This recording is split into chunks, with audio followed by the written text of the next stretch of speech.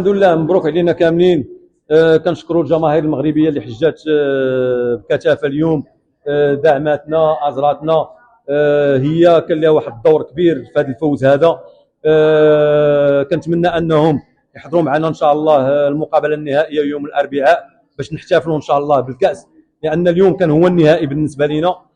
لعبنا ضد المنتخب الاقوى في هذا الكومبيتيسيون، المنتخب الانغولي معروف.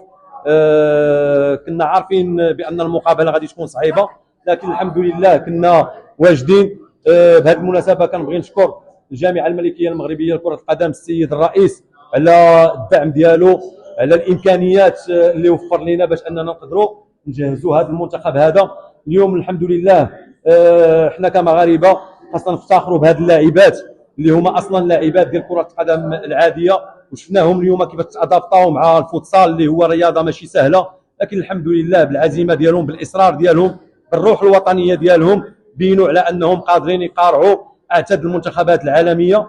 وان شاء الله كنضربوا موعد ان شاء الله يوم الاربعاء في النهائي ان شاء الله. هشام دقيق بكل صراحه واخا نعيا وما نشكروا فيه ما غاديش نعطيوه الحق ديالو.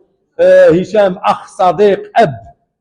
تجمعات فيه هذه الروح هذه، هذه الاشياء هذه كامله تجمعات فيه. داكشي اللي وصل ليه هشام دقيق ما وصلش له من فراغ.